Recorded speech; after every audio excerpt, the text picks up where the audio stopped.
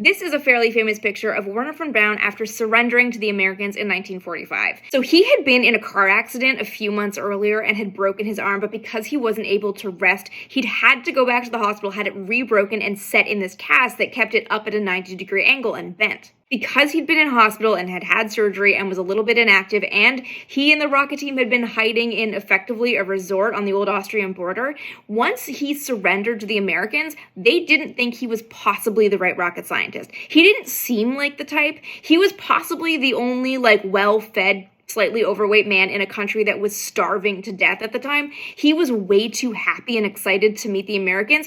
They legitimately thought initially that he was maybe Germany's best con man, but when they did interviews, the British and the Americans both interviewed von Braun, they realized that no, he is actually the real deal.